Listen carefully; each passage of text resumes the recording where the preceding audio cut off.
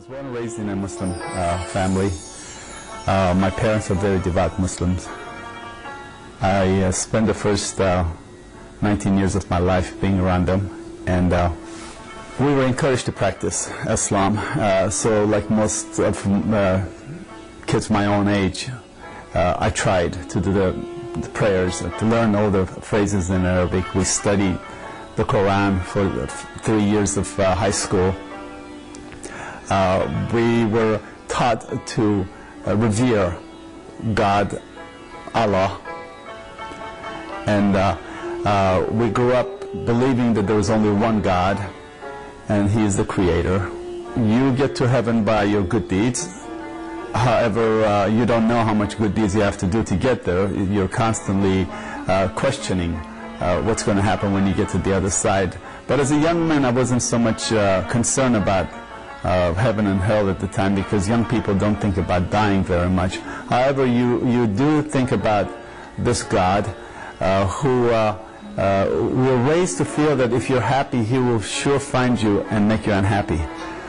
So you have to live in such a way not to provoke Him to anger. So you live in a constant fear of don't laugh too much, because He will make sure that He will stabilize you. And if you're sad, He'll make you happy. But mostly it's sadness that covers that part of my life that I remember. That being sad was a good thing. It's being happy that you started to question whether God was going to get you or not.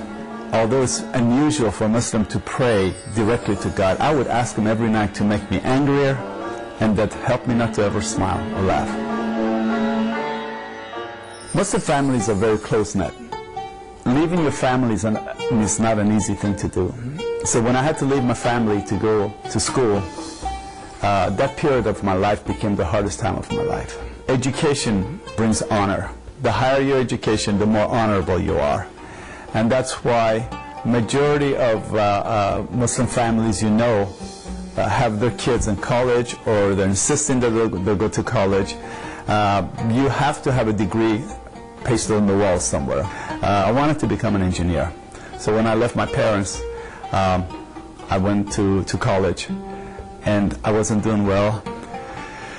My grades were very bad. As hard as I studied, I could not live up to the standard that the culture had made for me. Not my parents, but the culture.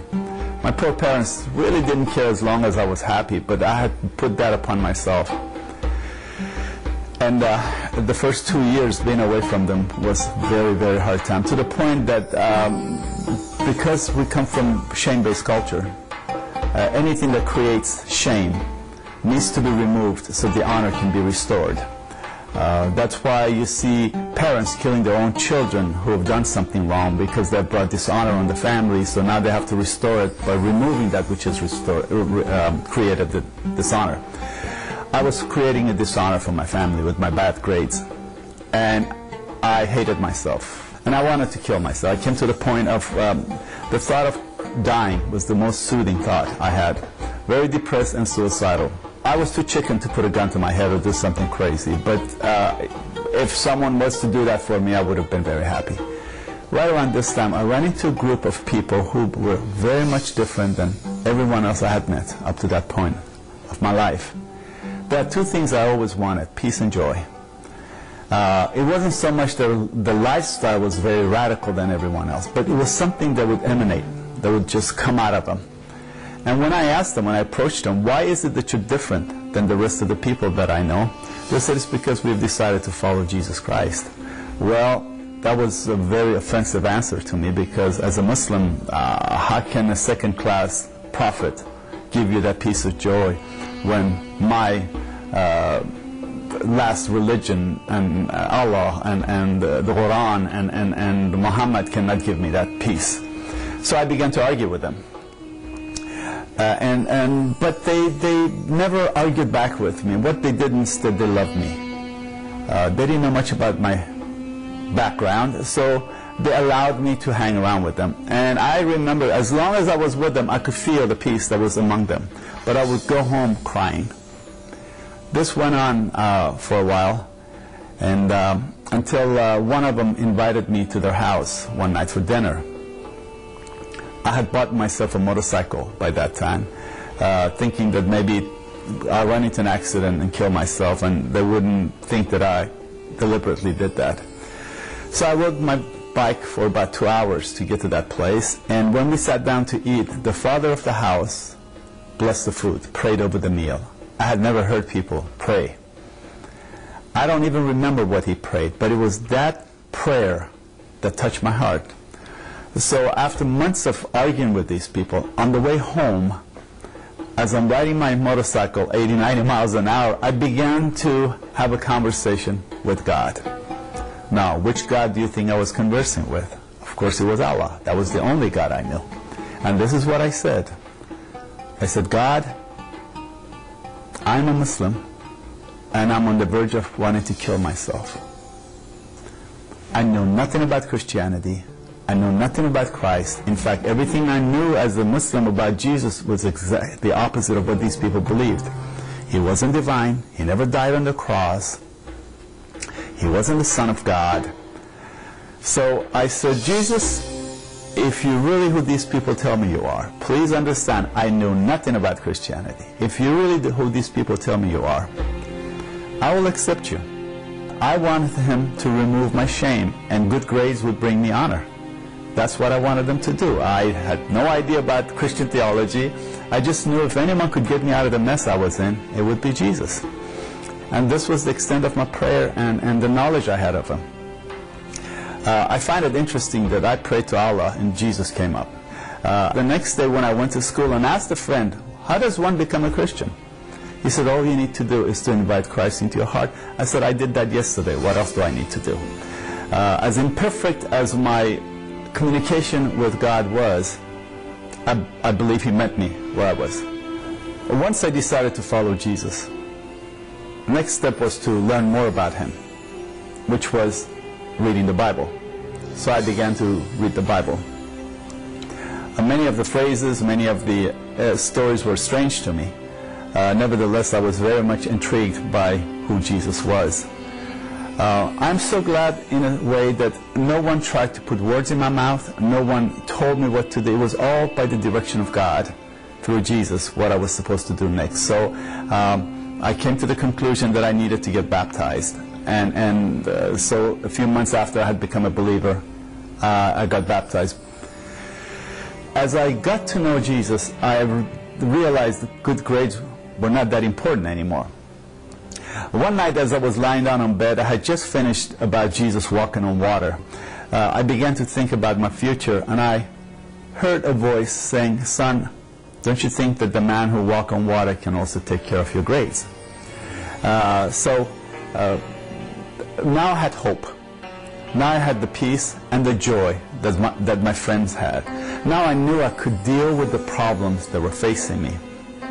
I knew that although my problems were real, that Jesus was able to walk me through it. It wasn't so much that he was going to solve all my problems, but he was going to be standing there with me. I didn't have to solve and face these problems by myself.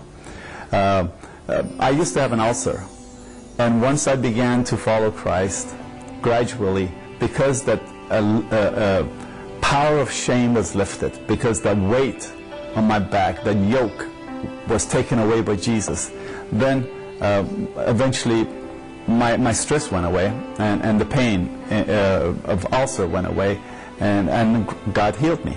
But it's a process, and the more I got to know him, the greater the peace got. To the point today that I realize life is full of problems, but I have hope that I'm not facing it alone, and if I never have an answer, I still trust that God is in charge, that he is not taking it out on me, and he is not trying to punish me for something, but in fact, he is with me to help me face the problems of life. I was flying from Syria to Lebanon. I sat next to an Arab gentleman, and we began to converse. He was a Muslim, and I told him about what a friend of mine had told me in Jordan. This is the story that my friend told me. He said his next door neighbor shot his own sister on the street 7 times during the day, with everyone witnessing it, and he waited until the police showed up, gave him his gun, and they let him go. because it was honor killing. His sister was caught in adultery, and he had to remove that which had brought shame to the family. By killing her, he had restored the honor. And I asked the Arab gentleman sitting next to me, I said, do you think the man did the right thing? And he said, oh, by God, yes, of course. I would have done the same thing myself. I said, have you ever done anything to bring shame on God? He thought a little bit, and being an honest man that he was, he said, yes, I have. I said, do you think God should destroy you to restore the honor to himself again? He said, yes. If it wasn't because of his mercy, yes, he should. I said, is it possible for him to put your shame on someone else and destroy him to bring his honor back? He thought a little bit. He said, it's a possibility. I said, what if he did that with Jesus on the cross? That was just a question. I did not expect an answer from him. I think one of the things that my friends have to realize, again, this is a process.